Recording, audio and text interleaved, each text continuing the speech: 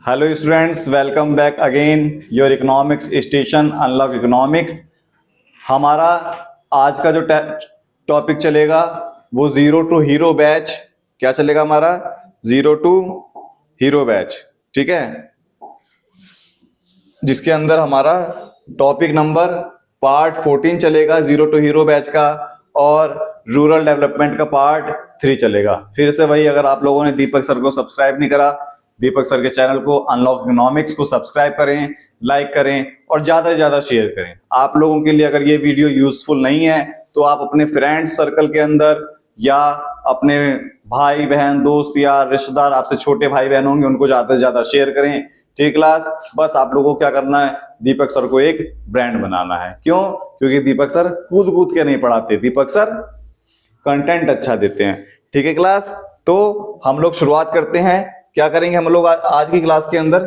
हम लोगों का जो चैप्टर है आज क्या चल रहा था, हमारा रूरल डेवलपमेंट चल रहा था, जिसके अंदर हम लोगों ने पिछली क्लास के अंदर क्या करा था? पिछली क्लास के अंदर हमने भारत में ग्रामीण ऋण के स्रोत, जिसके अंदर हमने रिजर्व बैंक ऑफ इंडिया के बारे में पूरा अच्छी तरीके से हमने कंप्लीट करा था। रिजर्व बैंक ऑफ इंडिया के अंदर हमने क्या करा था? अच्छी तरीके से कंप्लीट कर लिया था। ठीक है, आज जो हमारा चलेगा वो आज हमारा क्या चलेगा? आज हमारा चलेगा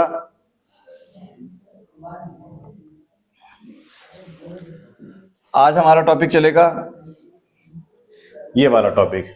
क्या है इसके अंदर? Miscellaneous source of credit in India, जिसमें बोला क्या micro credit, Kisan credit card और पुअर वुमेन्स बैंक। इसके अंदर credit service to poor through self help group, मतलब सरकार ने ना एक SHGS का निर्माण करा, जिसे बोलते हैं सेल्फ हेल्प ग्रुप। और ये बहुत इंपॉर्टेंट टॉपिक है, ये CBSE के लिए,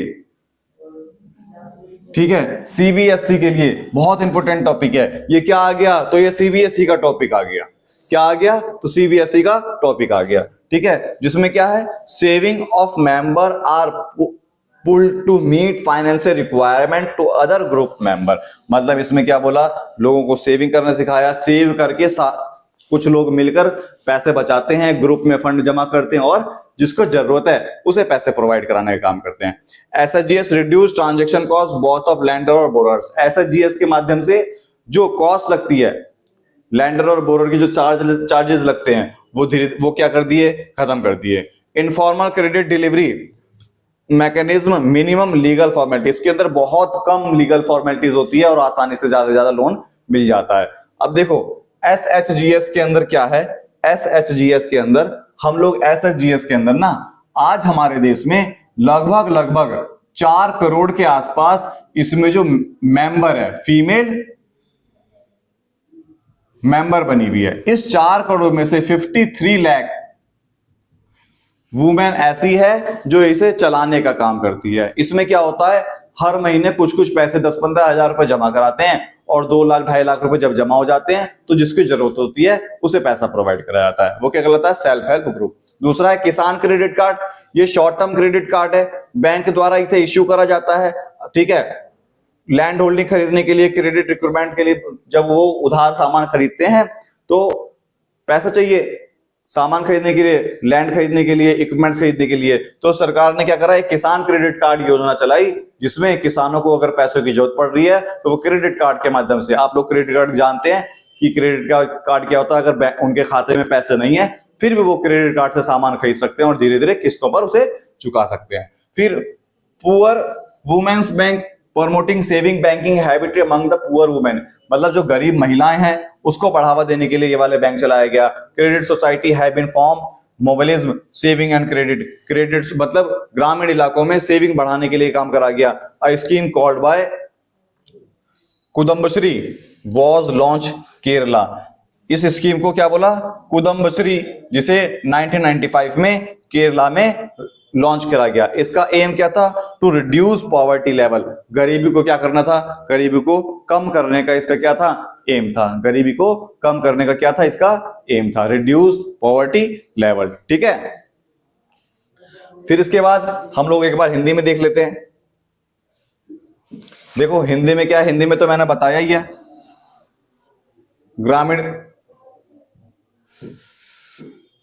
भारत में ग्रामीण ऋण के विविध स्रोत, सूक्ष्म ऋण जिसे बोला SHGS, स्वयं सहायता समूह, हिंदी में क्या बोलते हैं इसे हम स्वयं सहायता समूह बोलते हैं। ये महिलाओं के द्वारा महिलाओं के लिए लाया गया, जिसमें लगभग 4 करोड़ के आसपास महिलाएं, किसी किसी बुक में अलग अलग डिफरेंट हो सकता है। 53 लाख महिलाएं इसकी क्या बनी हुई है, मेन मेंबर बनी हुई है, जो चलाने के लिए काम करती है। ठीक है, फिर बना किसान क्रेडिट कार्ड, मैंने बता ही दिया।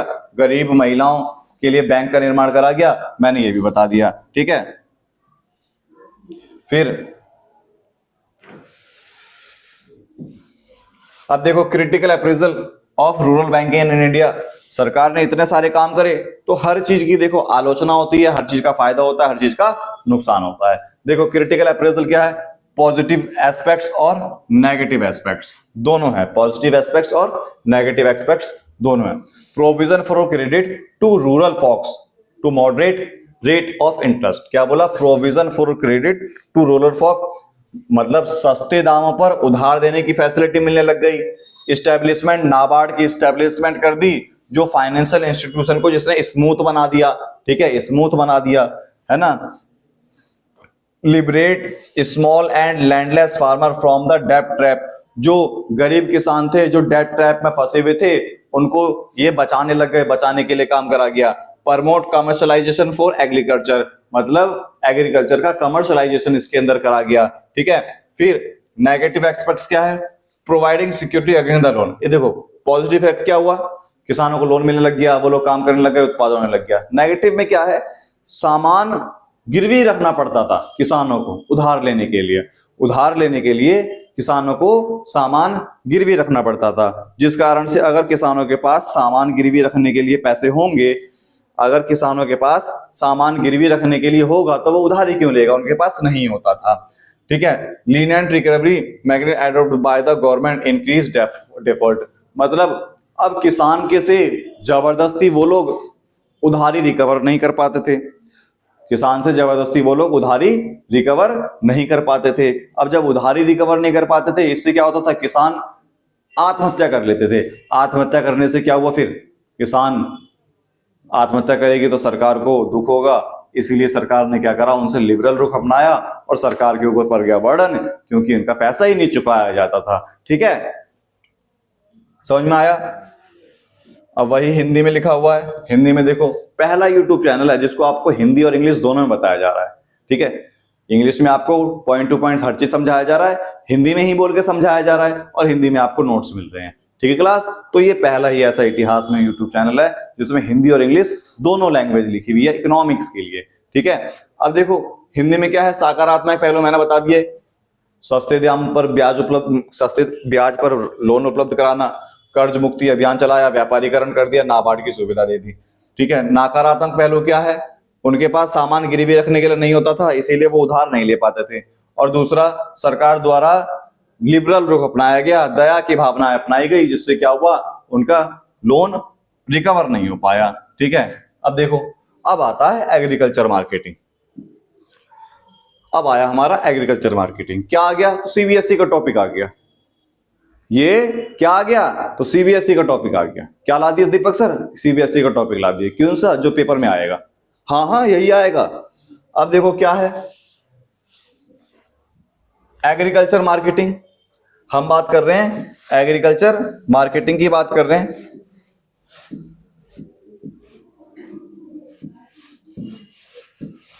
अब देखो हमने एग्रीकल्चर मार्केटिंग की बात करी।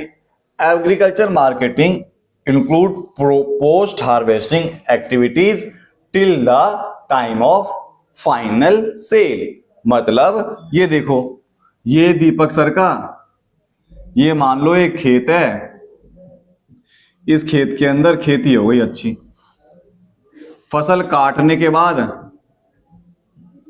जिसे बोलते हैं हार्वेस्टिंग,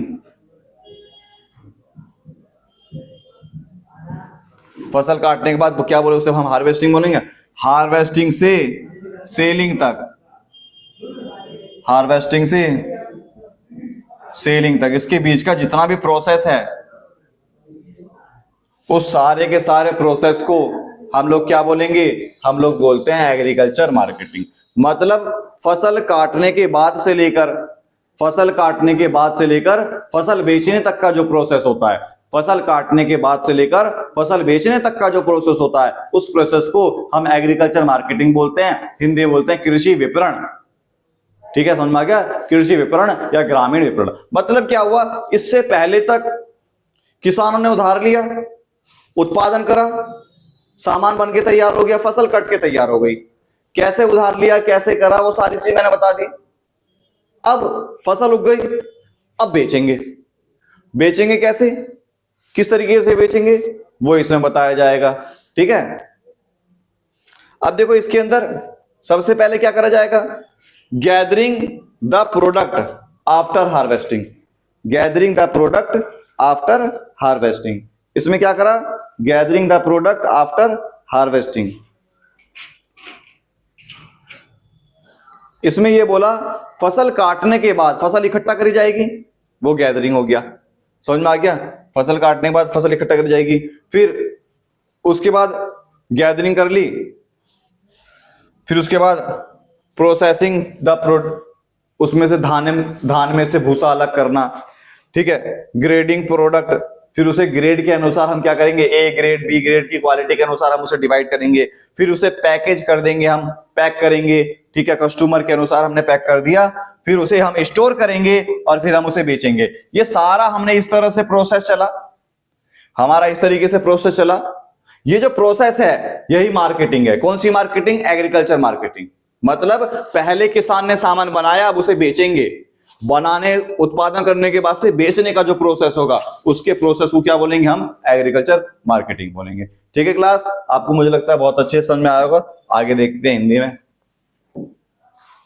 कृषि विपणन, देखो यही लिखा हुआ है, कटाई के बाद से लेकर अंतिम बिक्री तक का जो गतिविधि होती है वो किसके अंदर आती है? कृषि विपणन के अंदर आती है।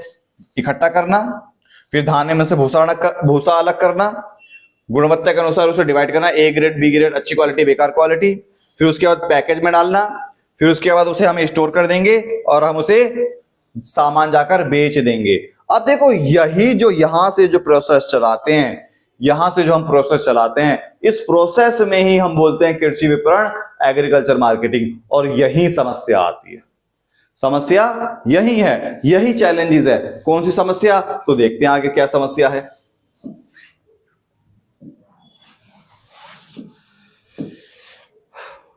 ठीक है, ये था हमारा। अब देखो ये तो मैंने बता ही दिया, अभी आगे देखते हैं।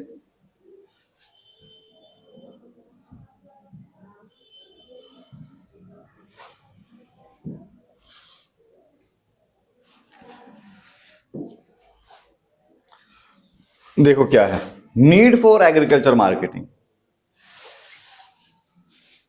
क्या क्या नीड है? जो सामान बना उसका मैक्सिमम पैसा मिल सके, स्टोरेज एंड ट्रांसपोर्ट की फैसिलिटी अच्छी हो सके, रॉ मटेरियल की सप्लाई जो इंडस्ट्री करती है एग्रीकल्चर सेक्टर के लिए वो अच्छा हो सके, स्मूथ हो सके, और जो मिडिलमैन है वो खत्म हो सके।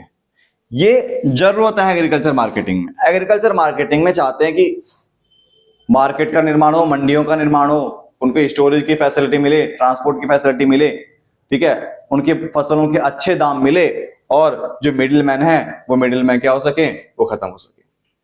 ठीक है, समझ में आया? अब इसमें मैंने हिंदी में लिख दिया, कृषि विपणन की आवश्यकता क्या है? कृषि विपणन की आवश्यकता क्या है? कृषि विपणन की आवश्यकता क्या है ना? देखो आवश्यकता क्या है कृषि विपणन की?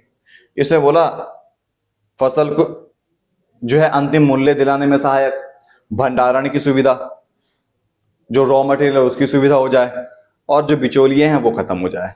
ठीक है, ये बताया मैंने। फिर उसके बाद है अब स्टेप आया, step taken by the government. सरकार ने क्या क्या करा? सरकार ने बहुत अच्छा काम करा। क्या काम करा?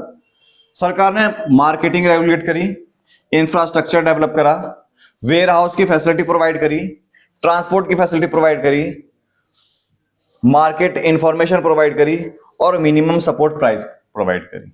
ये बहुत सारी चीज प्रोवाइड करी। ठीक है, ये बहुत सारी चीज प्रोवाइड करी जो हम एक एक करके आगे देखते हैं। देखो यही हिंदी में लिखा हुआ है, बाजार का निर्माण करा, ढांचागत वेयर हाउस की सुविधा, परिवहन की सुविधा, बाजार सूचना नियंत्रण, ये सारी चीज करी। ठीक है, अब हम एक एक करके करेंगे। क्या है देखो, सबसे पहला हमारा आता है रेगुलेट मार्केट। सरकार ने, जैसे मान लो ये एक दीपक सर हैं,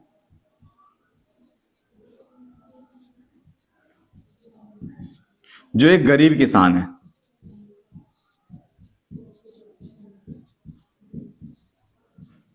दीपक सर हैं जो एक गरीब किसान है। मैं सच में बहुत गरीब परिवार से आता हूं, मैं बहुत निहायती गरीब हूं। ठीक है, दीपक सर हैं एक गरीब किसान, और किसान परिवार से ही आता हूं मैं। ठीक है, गरीब किसान है। अब sale and purchase agriculture product are managed by the market committee. Sale और परचेज जो है ना, ये मार्केट कमेटी के द्वारा करा जाएगा। एक फार्मर होता है, एक ट्रेडर होता है, और गवर्नमेंट के एजेंट होते हैं। सरकार ने क्या करा, किसानों के लिए जो दीपक सर ने सामान उगाया उसके लिए मंडियां, मार्केट रेगुलेट करी। इसमें क्या बोला, मंडियां मार्केट रेगुलेट करी। इसमें क्या बोला, सरकार ने 27,000 मार्केट का निर्माण करा। जैसे हमारे दिल्ली में यूपी बॉर्डर पर गाजीपुर मंडी है, एक और है लालबाग मंडी। ठीक है, फिर दिल्ली में है आजादपुर मंडी। ये सरकार ने निर्माण करा। सरकार यहां पर किसानों का सामान बिकवाने का काम करती है। कैसे बिकवाती है, सरकार ने ना एक गवर्नमेंट एजेंट डिसाइड करे, सरकार ने सोसाइटी बनाई। कौन सी सोसाइटी, ठीक है, एग्रीकल्चर सोसाइटी बनाई। इसमें क्या हुआ, सारे किसान अपना रजिस्ट्रेशन कराएंगे और किसान को ग्राहक खोज खोज के देने का काम किसका हो गया, गवर्नमेंट एजेंट का हो गया या मार्केट कमेटी का हो गया। ठीक है, मंडियों का निर्माण हुआ। इसमें काम क्या हुआ, मैक्सिमम प्राइस, ज्यादा से ज्यादा कीमत पर उन्हें प्राइस दी जाने लग गई। Unfair dealing and fraud and trade, जो अनफेयर है, जो फ्रॉड है, उन्हें हटाया गया। मार्केट सिस्टम को अच्छा करा गया। मार्केट सिस्टम में, ठीक है, ट्रांसपेरेंसी आई, जिसके अंदर पारदर्शिता नजर आने लग गई। तो ये पूरा सिस्टम समझ में आया। ठीक है, अब देखो हिंदी में क्या है। कृषि विपणन में सुधार करने के लिए सरकार द्वारा उठाए कदम, ये सरकार ने कदम उठाया। सरकारी एजेंट का निर्माण करा, सरकारी एजेंट का निर्माण करा। ट्रेडर्स हैं और किसान, मतलब व्यापारी हैं, अब किसान से डायरेक्ट सामान खरीदेंगे। इनकी नजर में रहेगा सब कुछ, कोई फ्रॉड का काम नहीं होगा। कहां पर, मंडियों के अंदर। नियमित बाजार को नियमित कर दिया। 27,000 मार्केट बनाई और उस मार्केट पर कंट्रोल करने लग गई सरकार कि कोई अनफेयर ना हो सरकार के साथ। ठीक है, फिर दूसरा आया infrastructure development. Infrastructure development, lack of proper infrastructure impedes agriculture growth productivity, step taken by the government. मतलब सरकार के द्वारा इंफ्रास्ट्रक्चर की फैसिलिटी अच्छी करने के लिए बहुत सारे स्टेप क्या करे गए, लिए गए। ठीक है, इंफ्रास्ट्रक्चर की फैसिलिटी अच्छी करने के लिए बहुत सारे स्टेप क्या करे गए, स्टेप्स लिए गए। कैसे स्टेप्स, ये देखो। सबसे पहला वेयर हाउस की सुविधा दी, स्टोरेज की सुविधा दी। ठीक है, और एडवांसमेंट इंडियन रेलवे रोडवेज। मतलब अभी दीपक सर थे किसान, ये गांव में रहते हैं बिहार के अंदर। बिहार, ये बिहारी हैं दीपक सर, एक बिहारी है, एक बिहारी 100 पर भारी, वही। ठीक है, तो बिहार में रहते हैं। बिहार में एक गांव है समस्तीपुर, यहां रहते हैं। यहां पर मान लो दीपक सर के परिवार ने, पापा ने, मम्मी ने, चाचा ने, ताऊ ने मिलकर क्या करी, खेती करी। ठीक है, अब दीपक सर के गांव से जो खेती हुई, अब वो बेची जाएगी बाजार में। मान लो मेरा मन कर रहा है कि मैं दिल्ली में आकर बेचूं, दिल्ली में आकर बेचूं। अब बिहार से दिल्ली आने के लिए सरकार ने क्या करा, गांव से रेलवे स्टेशन तक पहुंचने के लिए रोड का निर्माण करा और रेलवे स्टेशन से दिल्ली तक आने के लिए किसका निर्माण करा? तो पटरियों का निर्माण करा, ट्रेनों का निर्माण करा। समझ में आ गया? इंफ्रास्ट्रक्चर की फैसिलिटी ये होती है। समझ में आ गया? क्यों? Right price. मेरे को बिहार में अच्छी कीमत नहीं मिल रही थी, मैंने दिल्ली में आकर बेच दिया। समझ में आ गया? ये सिस्टम है। ठीक है, अब मेरे को लगता है बहुत अच्छे से समझ में आ गया होगा, आप लोग समझदार हो और सच में समझदार हो। मैं 12th क्लास के बच्चों को पढ़ाता हूं तो समझदारी ही नजर आती है। ठीक है, यही चीज मैंने बोला, बुनियादी सुविधा रेलवे का निर्माण करा जिससे अच्छी कीमत मिल सके। ठीक है, फिर आया तुम्हारा setting up warehousing facility. सरकार ने क्या करा? वेयर हाउस की फैसिलिटी, मतलब अब किसान है, कौन किसान? तो वही दीपक सर पुराने वाले। इन्होंने खेती करी, अब दिल्ली में रेल के रास्ते से सामान ले आए। दिल्ली में रेल के रास्ते से क्या लेकर आए? सामान लेकर आए। अब सामान लेकर आए, स्टेशन पर सामान उतार दिया। अब वहां से फिर रोड से लेकर गए कहां पर? सरकार ने वेयर हाउस बना रखे हैं। क्या बना रखे हैं? सरकार ने वेयर हाउस बना रखे हैं। ठीक है, समझ में आ गया? ट्रांसपोर्ट फैसिलिटी हो गई, वेयर हाउस बनाए। ये देखो वेयर हाउस की फैसिलिटी अच्छी कर दी। समझ में आ गया? जहां पर वो फ्यूचर के लिए सामान बेच सके, फ्यूचर में बेचेंगे तो सामान रखा जा सके। इजी कनेक्टिविटी करने के लिए अर्बन एरिया में, रूरल से अर्बन एरिया में कनेक्टिविटी करने के लिए क्या कर? देखो सरकार ने रोड बनाए ना मेरे लिए, सरकार ने रोड किसानों के लिए बना रखे ना। समझ में आ गया? तुम्हारे लिए रोड बना रखे ना, मान लो वो रोड ही ना हो, कैसे तुम जाओगे आओगे? है ना? समझ में आया? तो यही है, वही चीज हिंदी में, किसानों के फसलों को निवेश करने, उपज भंडार करने के लिए, अधिक समझने के लिए प्रोत्साहन करा। फिर शहरी क्षेत्रों में किसान तक पहुंचने के लिए, आय वृद्धि करने के लिए, अच्छी उपज देने के लिए, कीमत बेचे जा सके, इसीलिए कनेक्टिविटी अच्छी कर दी। समझ में आया? बहुत आसान चैप्टर है। फिर अगला है प्रोपगेशन ऑफ मार्केट इंफॉर्मेशन। अब जो दीपक सर थे, इन्हें समय समय पर मार्केट की इंफॉर्मेशन मिलती है। कौन देगा? किसान ही तो देगा। किसान कॉल सेंटर बना रखे हैं। ठीक है, कृषि दर्शन बना रखा है, मतलब एक न्यूज चैनल बना रखा है। वहां पर समय समय पर प्राइस बताई जाती है कि अभी इसकी प्राइस ये चल रही है, अभी इसकी प्राइस ये चल रही है, अभी इसकी प्राइस ये चल रही है। ठीक है, कृषि दर्शन हो गया, है ना? फिर उसके बाद वही हिंदी में आया, कृषि दर्शन बना रखा है, किसान कॉल सेंटर। मैंने कॉल करा, हेलो, हाँ मुझे इस चीज की इंफॉर्मेशन, तुरंत, है ना, तुरंत इंफॉर्मेशन मिल जाती है। सुना? फिर लास्ट आया minimum support price. Minimum support price जिसके अंदर आता है एम, एस और पी। मिनिमम सपोर्ट प्राइस मतलब, मिनिमम सपोर्ट प्राइस का मतलब क्या है? अब देखो, किसान यानी मैं, मेरी फसल खराब हो जाए, मेरी फसल खराब हो जाए, बाढ़ आ गई, भूकंप आ गया, बरसात बहुत ज्यादा हो गई या सूखा पड़ गया। देखो दिक्कत क्या है, बारिश बहुत ज्यादा पड़ी तो नुकसान, बारिश नहीं पड़ी तो नुकसान। नदियों का पानी कम आ रहा है तो ठीक है, ज्यादा आ गया तो नुकसान, नहीं आया तो नुकसान। मतलब बाढ़ हो गई, कुछ भी हो गया था, फिर किसानों की फसल खराब। जब किसानों की फसल खराब हुई, किसान कौन है? हमारे देश का अन्नदाता है। हमारे देश का किसान एक अन्नदाता है और हमारे देश की जो इकोनॉमी है वो एग्रीकल्चर बेस्ड इकोनॉमी है। समझ में आया? अब क्या हुआ, किसान की हो गई फसल खराब। अब बेचारा किसान की जब फसल खराब हो गई तो वो उत्पादन कैसे करेगा, क्योंकि बेचने के बाद उसके पास पैसे आते, अब उसके पैसे खराब। तो सरकार उनको हेल्प करती है एमएसपी के रूप में, मिनिमम सपोर्ट प्राइस, मतलब इतना पैसा देती है जो किसान ने लगाया वो निकल सके, उसे क्या बोलते हैं? Minimum support price. अभी तुम देखते होगे गाजीपुर बॉर्डर पर बहुत सारे किसान धरना देते हैं। ठीक है, किसान धरना देते क्यों? किसानों को जब ये लगता है ना कि एमएसपी कम डिसाइड हो रखी है तो वो धरना देना चालू कर देंगे। समझा? जब किसानों की फसल खराब होती है तो मिनिमम सपोर्ट प्राइस दिया जाता है फार्मर्स को।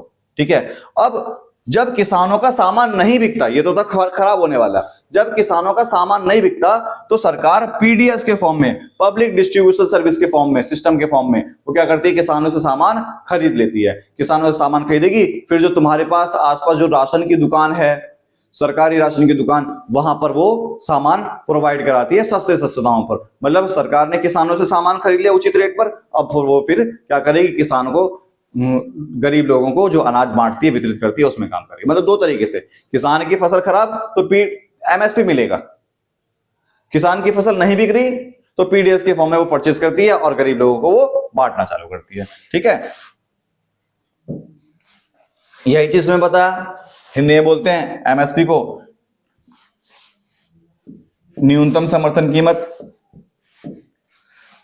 न्यूनतम समर्थन कीमत, किसानों को न्यूनतम मूल्य दिया जाता है। जब किसानों की फसल खराब होती है तो उन्हें आश्वासन दिया जाता है न्यूनतम मूल्य देने का। ठीक है, समझ में आया। सार्वजनिक वितरण प्रणाली पीडीएस के माध्यम से किसान की फसल खरीद ली जाती है और उन्हें बेचने का काम करा जाता है। ठीक है, फिर alternative channel of agriculture marketing, और क्या क्या हो सकता है, और सरकार ने क्या क्या तरीके से काम करा। अब देखो इसमें क्या काम करा, अपनी मंडी पंजाब हरियाणा राजस्थान में खोला, हिसार क्या लिखा है, हादअफसर मंडी, रायतू बाजार, ये जगह जगह में खोले। ठीक है, इससे क्या हुआ, अब देखो जो मैं हूं किसान हूं दीपक सर, इसने मंडी में ना जाकर इन मार्केट वाले को डायरेक्ट सामान सेल कर दिया। ठीक है, बिचौलिए अब क्या हो गए, खत्म हो गए। किसान के द्वारा, ट्रेडर्स के द्वारा, मालिकों के द्वारा इनको अच्छी कीमत मिलने लग गई। जैसे एग्जाम्पल के तौर पर, तुमने अभी यूट्यूब चलाते होगे तो तुरंत ऐड आता होगा कंट्री डिलाइट का, है ना, फार्म फ्रेश मिल्क, समझ में आ गया, या रिलायंस फ्रेश हो गया, कोई भी हो गई, ग्रोसरीज हो गई। ये लोग क्या करते हैं, किसानों से डायरेक्ट सामान खरीद रहे हैं और सेल कर रहे हैं अपने प्लेटफॉर्म पर, तो बिचौलिए खत्म हो गए ना, समझ में आ गया। इसमें डायरेक्ट किसानों को क्या होता है, फायदा होता है। अगर किसानों को पैसे की जरूरत पड़ती है तो इन ट्रेडर से उधार भी ले लेते हैं बिना ब्याज का, तो समझ में आया, ये सारे काम करेगा इसके अंदर। ठीक है, तो ये अल्टरनेट रे ऑफ होप है, किसानों के लिए एक रे ऑफ होप आया कि हम अगर मंडी में बेचने के लिए नहीं जाएंगे तो यहां पर भी हम अपना सामान बेच सकते हैं, जिससे उन्हें उचित दाम मिले। जैसे एक एग्जांपल, मैंने 10 रुपए की फसल उगाई और किसी मीडिएटर को 15 में बेचा, उसने इस मार्केट में 20 में बेचा। डायरेक्ट क्या करा, जो बेचने वाला इंसान जो मार्केट में था उसने मेरे से ही खरीद लिया, कितने रुपए में, 17 रुपए में। 3 रुपए इसका फायदा हुआ, 7 रुपए मेरा फायदा हुआ, बीच का बिचौलिया खत्म हो गया। इस तरीके से रे ऑफ होप किसानों में जगाई गई। ठीक है, फिर बताया किसानों की विपणन वैकल्पिक प्रयोग। बिचौलिए, देखो बिचौलियों का किसान शोषण करते थे, खत्म हो गया, उन्हें खत्म कर दिया। इसके द्वारा अपनी मंडी यहां खोली गई, हड़पसर स्नान पुणे में खोली गई, रायतू बाजार आंध्र प्रदेश, उझावर मंडी, ठीक है, तमिलनाडु में। इसके अलावा राष्ट्रीय अंतरराष्ट्रीय कंपनियां किसानों के साथ, मतलब ये सब जो ना अंतरराष्ट्रीय स्तर पर, नेशनल स्तर पर, तुमने देखा होगा अब धीरे धीरे जोमेटो ग्रोसरी बेच रहा है, इंस्टामार्ट ग्रोसरी बेच रहा है, वो सब क्या करते हैं, अब बड़े बड़े प्लेटफॉर्म हो गए, ये लोग किसानों से डायरेक्ट सामान खरीदते हैं, बिचौलिए खत्म हो गए, किसानों को ज्यादा पैसे मिल जाते हैं, इनका भी फायदा हो जाता है। समझ में आया। तो हमने अ रे ऑफ होप तक कंप्लीट करा। आज की क्लास में हम लोगों का इतना ही रहेगा। हम इसके अगली क्लास के अंदर आगे लेकर आएंगे रूरल डेवलपमेंट का पार्ट 4 लेकर आएंगे आप लोगों के लिए वही। ठीक है, कि आप लोग मेरे चैनल को सब्सक्राइब करें, लाइक करें, शेयर करें, ठीक है, और ज्यादा से ज्यादा क्या करें, फॉलो करें। आप मेरा नाम रोशन करें, मैं आपका नाम रोशन करवाऊंगा रिजल्ट निकलवा कर। अभी हम चैप्टर चला रहे हैं, अब मैंने नया सेटअप और तैयार करा है, देखो अब वीडियो और अच्छी अच्छी आएगी। ठीक है, अब धीरे धीरे मैं क्वेश्चंस अपलोड करूंगा इंपोर्टेंट, आप वो देखो और गारंटी यहीं से निकलेगा तुम्हारा मार्क्स। ठीक है क्लास, जय हिंद, जय भारत।